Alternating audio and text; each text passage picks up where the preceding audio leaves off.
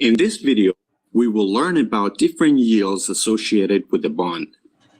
The most common, the most popular, and the industry benchmark is YTM, or yield to maturity. This is the rate which indicates if an investor holds on to a bond throughout the entire maturity period, what the rate of return that they will be earning. So in other words, it is the expected rate of return of a bondholder. Mathematically speaking, it is the rate using which, if you discount all the cash flows, the future cash flows of the bond, which will result in the current market price of the bond.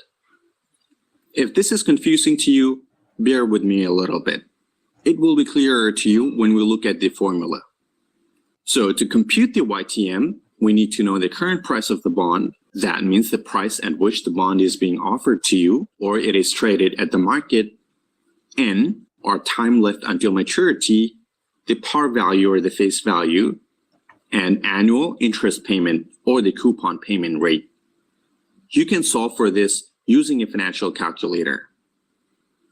Now recall that at the definition stage, I mentioned that YTM is the rate using which, if you discount the cash flows, you would arrive at the present value. So if you take a look at this formula on your screen, we already know all the cash flows associated with the bond.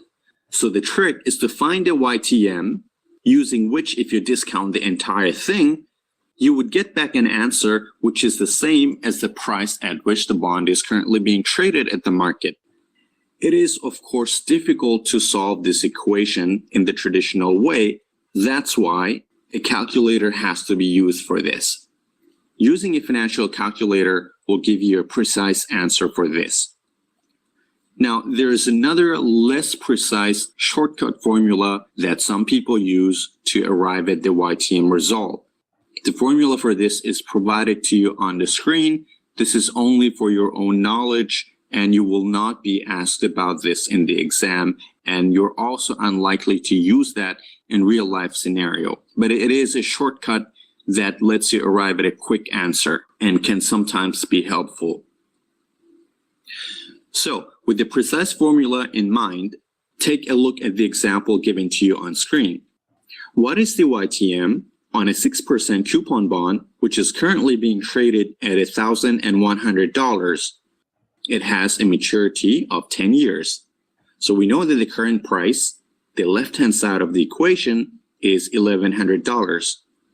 The coupon payments would be 6% times $1,000 equals $60. N equals 10 years. And the future value, or the par value, is $1,000. So plug in all this information into the financial calculator and you will arrive at the YTM value. But you can also do the same thing with the shortcut formula and you will see that the result will differ a little bit. Now, another kind of a yield oftentimes used in the bond market is called the current yield. Current yield is a pretty simple calculation. It is simply the ratio of the annual interest payment received by the investor divided by the current market price. So let's say the bond in the question with $1,000 face value and a 4% coupon rate is being traded in the market for $920.